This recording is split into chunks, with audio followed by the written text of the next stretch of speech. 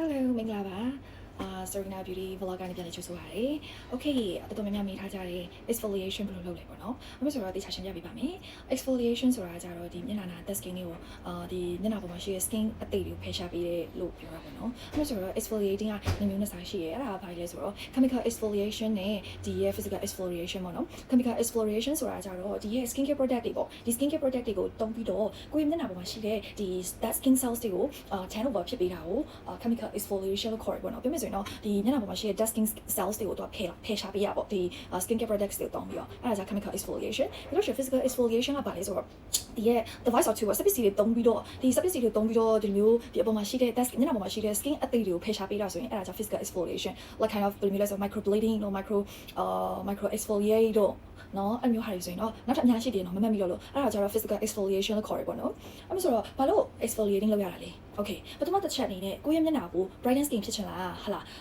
လင်းလင်းထင်ထင်လေးနဲ့ကြည်ကြည်တောက်တောက်လေးဖြစ်ချင်လား okay ပထမတစ်ချက်ဒုတိယတစ်ချက်အနေနဲ့ကကြတော့ဘယ်လိုပြောမလဲကိုယ့်ရဲ့မျက်နှာကညစ်နေတယ်လို့ခံစားရတယ်ဘာ skin တုံးတုံးလေးညစ်ပဲညစ်နေတယ်ဘာမှအဆင်မပြေဘူး okay အဲ့မျိုးဆိုရင်ကိုယ့်ရဲ့မျက်နှာကိုအရေးပြပေါ်မှာ share skin care အသေးလေးဖယ်ရှားဖို့နော်ဒါနံပါတ်1အချက်နံပါတ်3အချက်ကကြတော့ကိုယ့်ရဲ့တလူမျိုး tree ပေါက်တွေပေါ့နော်ကိုမျက်နှာပေါ်မှာရှိတဲ့ clog and pores ပေါ့နော်ဒီ tree ပေါက်ကြားတွေမှာရှိတဲ့အစီဖူအနစ်တွေအစီပါလေအညစ်အကြေးတွေပေါ့အဲ့ဒါတွေဖယ်ရှားဖို့တော့ exfoliation လုပ်ရပါတယ်နံပါတ်4အချက်ကကြတော့ကိုယ့်ရဲ့မျက်နှာကပြောဆိုနူးညံ့ပြီးတော့ပြောမယ်နူးညံ့ပြီးတော့အမျိုးချုံးမရအသားရည်ရဖို့တော့ exfoliation လုပ်ပြရတယ်ပေါ့နော်ပြီးလို့ရှိရင်နံပါတ်နောက်ဆုံးအချက်နေရကြတော့ကိုက skin care တုံးလို့ရှိရင်ကိုယ့်ရဲ့မျက်နှာကိုထိရောက်စေချင်လို့ရှိရင်တေချာက exfoliation လုပ်ပြရပါတယ် okay နော်ဒီ5ချက်ကိုလုပ်ချင်တယ်ဆိုရင်တော့ exfoliation လုပ်ပြပါမလုပ်ချင်ဘူးဆိုတော့မလုပ်ပါနဲ့ okay အဲ့ဆိုတော့ exfoliation ကိုဒီ chemical products chemical exfoliation မှာပို့လုပ်ဖြစ်တယ်ပေါ့နော်ဘာလို့ဆိုရင်မျက်နှာ skin ကလည်းအရင်ပါတယ်ကျမမျက်နှာ skin ကအရင်ပါဖြစ်တဲ့အတွက်ကြောင့်မို့ဆို physical exfoliation နဲ့ဆိုရင်နည်းနည်းလေးပြင်းသွားတဲ့ဖက်ရောက်သွားတယ်နည်းနည်းပြင်းထန်သွားတဲ့ဖက်ရောက်သွားတယ်အဲ့တော့ကြောင့်မို့ဆိုရင်ဒီ chemical exfoliation skincare products တွေကိုပဲသုံးပြီးတော့မျက်နှာ skin ကို view ဆိုင်ပါတယ် okay exfoliation peeling လုပ်တာဆိုရင်ဒီရက်ဟာဆိုရင်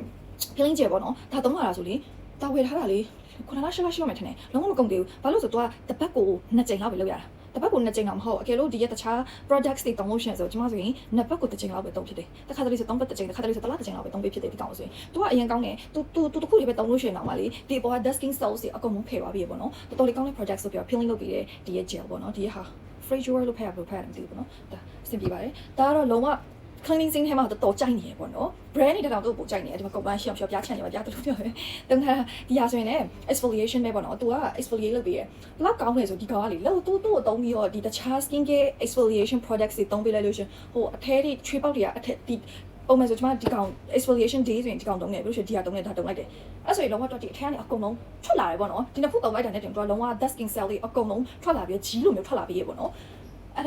ဒါကြတော့ radiation shock က तू က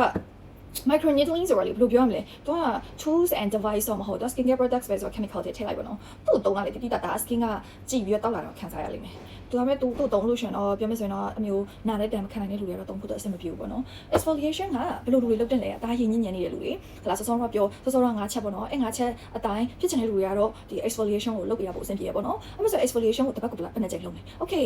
normal skin နဲ့ဒီ oily skin တမားတွေကတစ်ပတ်ကို2ကြိမ်3ကြိမ်ထိအများဆုံးလုပ်လို့ရတယ်ပေါ့နော်။ပုံမှန် skin ပုံမှန်အသားရည်ရှိတဲ့လူတွေနဲ့အစီအရမ်းပြင်တဲ့အသားရည်တွေကကြတော့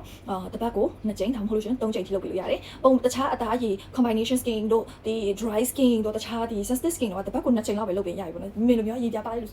တစ်ပတ်ကို2ကြိမ်လောက်လုပ်ပေးတယ်တိတာ result ကိုရတယ်ပေါ့နော်exfoliating လုပ်တဲ့ချိန်ကြလို့ရှင်မှတ်ထားမှာအရင်ရေးကြည့်ရတဲ့ချက်ကရေတက်ပြေးဝနေရပါမယ်ကိုမျက်နှာမဟုတ်လို့ရှင် irritation ဖြစ်ပြီးတော့ skin barrier ပျက်စီးသွားနိုင်ပါတယ်တက်စီလို့မေးပေါ့အဲ့တော့ကြောင့်လို့ဆိုရင်ကို skin အခြေအနေပေါ်မှာမူတည်ပြီးတော့လိုတော့ပဲလုပ်ပါမလိုအပ်ပဲနဲ့မလုပ်ပါနဲ့နော်ပြောမဆိုရင်လွယ်လွယ်ကျွတ်ကျွတ်လုပ်မိစင်တယ်လို့ပြောချင်တာလွယ်လွယ်ကျွတ်ကျွတ်လုပ်လို့ရှင်ပဲအရာမကောင်းပါဘူးနှာခေါင်းလေးကြွားရပေါ့နော်လေပြော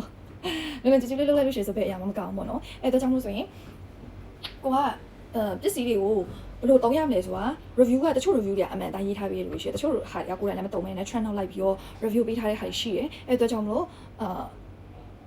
ကိုဟာနဲ့ကိုတေချာလေးကြည့်ပြီးတော့စူးစမ်းပြီးတော့ဝယ်ကြပါတော့ exfoliation ကလုပ်တင်တယ်လို့ကျွန်တော်တို့ထင်ပါတယ်ပေါ့နော်ကျွန်မတော့လုပ်ဖြစ်ပါတယ်အဲ့ဒါကြောင့်ကျွန်မတာကြီးကတော့ကြည့်ပြီးလာပါတယ်မဲလဲလာပါတယ်ညူလဲလာပါတယ်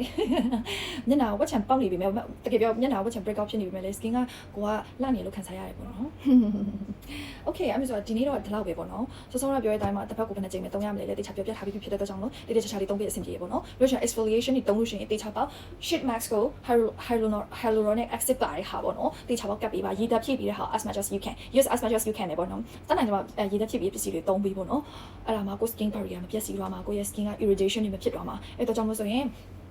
exfoliating လုပ်တော့မယ်ဆိုရင်တည်တည်ချာချာလေးပြောမယ်ဆိုရင်တော့တည်တည်ချာချာလေးပြောတဲ့အတိုင်းလိုက်လုပ်ပေးဖို့တတိပေးချင်တယ်ပေါ့နော်ဒီနေ့တော့ဒီလောက်ပါပဲတခြားအကြောင်းအရာများသိချင်သေးလို့ရှိရင် chat box မှာပဲဖြစ် comment မှာဖြစ်မှတ်ထားပေးပါအားရအားတလို့ပြန်မျိုး share လုပ်ပေးပါမယ် bye bye